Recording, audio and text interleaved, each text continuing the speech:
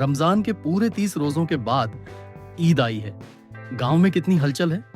ईदगाह जाने की तैयारियां हो रही हैं। किसी के कुर्ते में बटन नहीं है, पड़ोस के घर से सुई तागा लेने दौड़ा जा रहा है।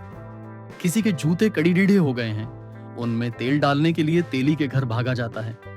जल्दी जल्दी बैलों को सानी पानी दे दें। ईदगाह से लौटते लौटते दोपहर हो जाएगी। लड़के सबसे ज्यादा प्रसन्न हैं। किसी ने एक रोजा रखा है, वह भी दोपहर तक। किसी ने वह भी नहीं, लेकिन ईदगाह जाने की खुशी उनके हिस्से की चीज है। रोजे बड्ढे बूढ़ों के लिए होंगे, इनके लिए तो ईद है। रोज ईद का नाम रटते थे, आज ये आ गई। अब जल्दी पड़ी है कि लोग ईदगाह क्यों नहीं चलते। बार बार जेब से अपना खजाना निकाल कर गिनते हैं और खुश होकर फिर रख लेते हैं।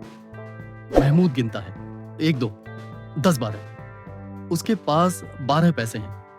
मोहसिन के पास 1 2 3 8 9 15 पैसे हैं। इन्हीं अनगिनत पैसों में अनगिनत चीजें लाएंगे, खिलौने, मिठाइयां, बिगुल, गेंद और जाने क्या क्या। और सबसे ज्यादा प्रसन्न है हामिद। हामिद अपनी बूढ़ी दादी अमीना की गोद में सोता है। हामिद के पांव में जूते नहीं हैं, सिर पर एक पुरानी धुरानी टोपी है जिसका गोटा काला पड़ गया है। गांव से मेला चला और बच्चों के साथ हामिद भी जा रहा था। कभी सबके सब दौड़कर आगे निकल जाते, फिर किसी पेड़ के नीचे खड्डीढ़े होकर साथ वालों का इंतजार करते। ये लोग क्यों इतना धीरे धीरे चल रहे हैं।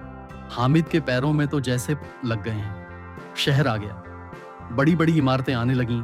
ये अदालत है, ये कॉलेज है, ये क्लब घर है। इतने बड़े कॉलेज में कितने लड़ी डीएच के पढ़ते होंगे। सब लड्डी के नहीं है जी, बड़े बड़े आदमी हैं सच। उनकी बड्ढी बड्ढी मूछें हैं।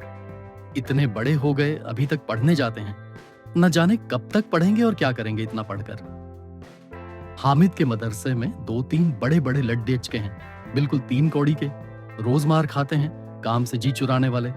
इस जगह भी उसी तरह के लोग होंगे और क्या। सहसा ईदगाह नजर आया। नमाज खत्म हो गई, लोग आपस में गले मिल रहे हैं। तब मिठाई और खिलौने की दुकान पर धावा होता है। ग्रामीणों का यह दल इस विषय में बालकों से कम उत्साही नहीं है। यह देखो, हिंडोला है। एक पैसा देकर चढ़ जाओ। कभी आसमान पर जाते हुए मालूम होंगे, कभी जमीन पर गिरते हुए। यह चरखी है, लकड़ी के हाथी, घोड़े, ऊंट छड़ों से लटके हुए हैं। एक पैसा देकर बैठ जाओ और 25 चक्करों का मजा लो। महमूद और मोहसिन और नूरे और सम्मी इन घोड़ों और ऊंटों पर बैठते हैं। हामिद दूर खड़ा है।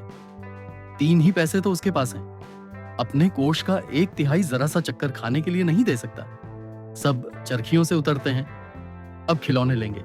इधर दुकानों की कतार लगी हुई है। तरह तरह के खिलौने हैं, सिपाही और गुजरिया, राजा और वकील, भिश्ती और धोबिन और साधु। वाह, कितने सुंदर खिलौने हैं। अब बोलना ही चाहते हैं। महमूद सिपाही लेता है, खाकी वर्दी और लाल पगड़ी वाला, कंधे पर बंदूक रखे हुए। मालूम होता है अभी कवायद किए चला आ रहा है। मोहसिन को भिश्ती पसंद आया।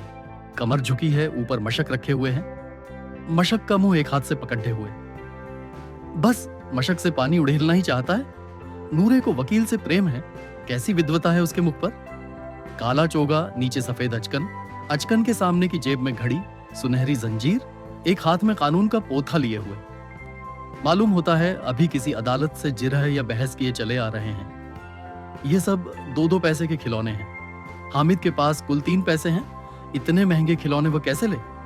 खिलौना कहीं हाथ से छूट पड़े तो चूर चूर हो जाए, जरा पानी पड़े तो सारा रंग धुल जाए। ऐसे खिलौने लेकर वह क्या करेगा। लेकिन ललचाई हुई आंखों से खिलौनों को देख रहा है और चाहता है कि जरा देर के लिए उन्हें हाथ में ले सकता। खिलौने के बाद मिठाइयां आती हैं। किसी ने रेवदियां ली हैं, किसी ने गुलाब जामुन, किसी ने सोहन हलवा। सभी मजे से खा रहे हैं। मिठाइयों के बाद कुछ दुकानें लोहे की चीजों की हैं, कुछ गिलट और कुछ नकली गहनों की। लड्डे अचकों के लिए यहां कोई आकर्षण नहीं था। वे सब आगे बढ़ जाते हैं। हामिद लोहे की दुकान पर रुक जाता है। कई चिमटे रखे हुए थे। उसे ख्याल आया दादी के पास चिमटा नहीं है। तवे से रोटियां उतारती हैं तो हाथ जल जाता है। अगर वह चिमटा ले जाकर दादी को दे दे तो वह कितनी प्रसन्न होंगी। फिर उनकी उंगलियां कभी न जलेंगी। घर में एक काम की चीज हो जाएगी। खिलौने से क्या फायदा। हामिद के साथ ही आगे बढ़ गए हैं। सबील पर सब के सब शरबत पी रहे हैं। देखो सब कितने लालची हैं। इतनी मिठाइयां ली, मुझे किसी ने एक भी ना दी। उस पर कहते हैं मेरे साथ खेलो, मेरा ये काम करो। अब अगर किसी ने कोई काम करने को कहा तो पूछूंगा। खाएं मिठाइयां, आप मुंह सड़ेगा, फोड़े फूंसियां निकलेंगी, आपकी जबान चटोरी हो जाएगी। सब के सब हंसेंगे कि हामिद ने चिमटा लिया है। हंसें मेरी बला से। उसने दुकानदार से पूछा, यह चिमटा कितने का है? दुकानदार ने उसकी ओर देखा और कोई आदमी साथ न देखकर कहा, यह तुम्हारे काम का नहीं है जी, बिकाऊ है कि नहीं? बिकाऊ क्यों नहीं है और यहां क्यों लाद लाए हैं? तो बताते क्यों नहीं, कै पैसे का है? 6 पैसे लगेंगे। हामिद का दिल बैठ गया। ठीक ठीक बताओ। ठीक ठीक 5 पैसे लगेंगे, लेना हो लो, नहीं चलते बनो। हामिद ने कलेजा मजबूत करके कहा, 3 पैसे लोगे? यह कहता हुआ वह आगे बढ़ गया कि दुकानदार की घुड़कियां न सुने, लेकिन दुकानदार ने घुड़कियां नहीं दी, बुलाकर चिमटा दे दिया। हामिद ने उसे इस तरह कंधे पर रखा मानो बंदूका है और शान से अकड़ता हुआ संगियों के पास आया। जरा सुने, सबके सब क्या क्या आलोचनाएं करते हैं। मोहसिन ने हंसकर कहा, यह चिमटा क्यों लाया पगले, इससे क्या करेगा? हामिद ने चिमटे को जमीन पर पटक कर कहा, जरा अपना भिश्ती जमीन पर गिरा दो, सारी पसलियां चूर चूर हो जाएं बच्चों की। महमूद बोला, तो यह चिमटा कोई खिलौना है? हामिद, खिलौना क्यों नहीं है, अभी कंधे पर रखा बंदूका हो गई, हाथ में लिया फकीरों का चिमटा हो गया। चाहूं तो इससे मंजीरे का काम ले सकता हूं। एक चिमटा जमा दूं तो तुम लोगों के सारे खिलौनों की जान निकल जाए। तुम्हारे खिलौने कितना ही जोर लगाए, मेरे चिमटे का बाल भी बांका नहीं कर सकते। मेरा बहादुर शेर है। चिमटा? सम्मी ने खंजरी ली थी, प्रभावित होकर बोला, मेरी खंजरी से बदलोगे? 2 आने की है। हामिद ने खंजरी की ओर उपेक्षा से देखा। मेरा चिमटा चाहे तो तुम्हारी खंजरी का पेट फाड़ डाले। बस एक चमड़े की झिल्ली लगा दी, ढप ढप बोलने लगी। जरा सा पानी लग जाए तो खत्म हो जाए। मेरा बहादुर चिमटा आग में, पानी में, आंधी में, तूफान में बराबर डटा खड़ा रहेगा। चिमटे ने सभी को मोहित कर लिया, लेकिन अब पैसे किसके पास धरे हैं? फिर मेले से दूर निकल आए हैं, 9 कब के बज गए, धूप तेज हो रही है, घर पहुंचने की जल्दी हो रही है। बाप से जिद भी करें तो चिमटा नहीं मिल सकता है। हामिद है बड़ा चालाक, इसीलिए बदमाश ने अपने पैसे बचा रखे थे। अब बालकों के 2 दल हो गए हैं, एक और मिट्टी है, दूसरी ओर लोहा। अगर कोई शेर आ जाए, मियाँ भिश्ती के छक्के छूट जाएं, मियाँ सिपाही मिट्टी की बंदूक छोड़कर भागे, वकील साहब की जानी मर जाए, चोगे में मुंह छिपाकर जमीन पर लेट जाए, मगर यह चिमटा, यह बहादुर, यह रुस्तम हिंद लपक कर शेर की गर्दन पर सवार हो जाएगा और उसकी आंखें निकाल लेगा। मोहसिन ने एड़ी चोटी का जोर लगाकर कहा, अच्छा पानी तो नहीं भर सकता? हामिद ने चिमटे को सीधा खदिस्सा करके कहा, भिश्ती को एक डांट बताएगा तो दौड़ा हुआ पानी लाकर द्वार पर छिड़कने लगेगा। मोहसिन परास्त हो गया, पर महमूद ने कुमुक पहुंचाई। अगर बच्चू पकड़े जाएं तो अदालत में बंधे बंधे फिरेंगे, तब वकील साहब के ही पैरों पड़ेंगे। हामिद इस प्रबल तर्क का जवाब न दे सका। उसने पूछा, हमें पकड़ने कौन आएगा? नूरे ने अकद कर कहा। यह सिपाही बंदूक वाला हामिद ने मुंह चिढ़ाकर कहा, यह बेचारे हम बहादुर रुस्तम हिंद को पकड़ेंगे। अच्छा लाओ, अभी जरा कुश्ती हो जाए, इसकी सूरत देखकर दूर से भागेंगे। पकड़ेंगे क्या बेचारे? मोहसिन को एक नई चोट सूझ गई। तुम्हारे चिमटे का मुंह रोज आग में जलेगा। उसने समझा था कि हामिद लाजवाब हो जाएगा, लेकिन यह बात ना हुई। हामिद ने तुरंत जवाब दिया, आग में बहादुर ही कूदते हैं जनाब। आग में कूदना वे काम है जो रुस्तम हिंद ही कर सकता है। महमूद ने एक जोर लगाया, वकील साहब कुर्सी मेज पर बैठेंगे, तुम्हारा चिमटा तो बावर्ची खाने में जमीन पर पड्ढा रहेगा।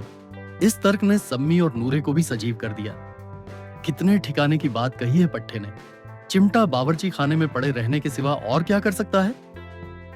हामिद को कोई फड़कता हुआ जवाब न सूझा तो उसने धांधली शुरू की, मेरा चिमटा बावर्ची खाने में नहीं रहेगा। वकील साहब कुर्सी पर बैठेंगे तो जाकर उन्हें जमीन पर पटक देगा और उनका कानून उनके पेट में डाल देगा। कानून को पेट में डालने वाली बात छा गई, ऐसी छा गई कि तीनों शूरमा मुंह ताकते रह गए। हामिद ने मैदान मार लिया, उसका चिमटा रुस्तम हिंद है। अब इसमें मोहसिन, महमूद, नूरे, सम्मी किसी को भी आपत्ति नहीं हो सकती।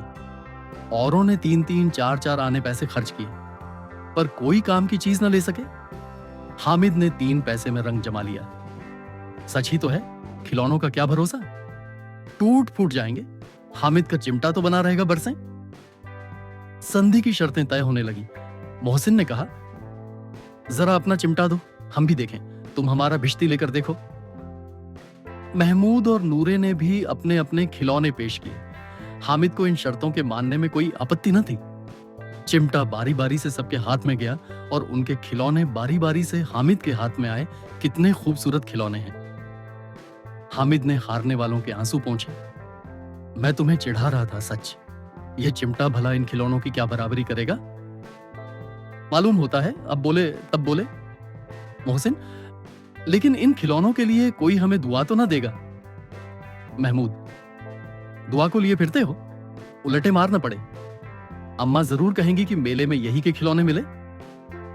हामिद को स्वीकार करना पड़ा कि खिलौने को देखकर किसी की मां इतनी खुश ना होगी जितनी दादी चिमटे को देखकर होंगी। फिर अब तो चिमटा रुस्तमे हिंद है और सभी खिलौनों का बादशाह। रास्ते में महमूद को भूख लगी। उसके बाप ने केले खाने को दिए। महमूद ने केवल हामिद को सांझी बनाया। उसके अन्य मित्र मुंह ताकते रह गए। यह उस चिमटे का प्रसाद था। 11 बजे सारे गांव में हलचल मच गई। मेले वाले आ गए। मोहसिन की छोटी बहन ने दौड़कर भिश्ती उसके हाथ से छीन लिया और मारे खुशी के जो उछली, मियां भिश्ती नीचे आ रहे और परलोक सिधारे। इस पर भाई बहन में मारपीट हुई। दोनों खूब रोए। उनकी अम्मा ये शोर सुनकर बिगड़ी और दोनों को ऊपर से 2-2 चांटे और लगाए।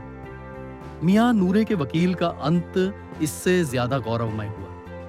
वकील जमीन पर या ताक पर तो नहीं बैठ सकता। दीवार में 2 खूंटियां गाड़ी गई। उन पर लकड़ी का एक पटरा रखा गया। पटरे पर कागज का कालीन बिछाया गया। वकील साहब राजा भोज की भांति सिंहासन पर विराजे।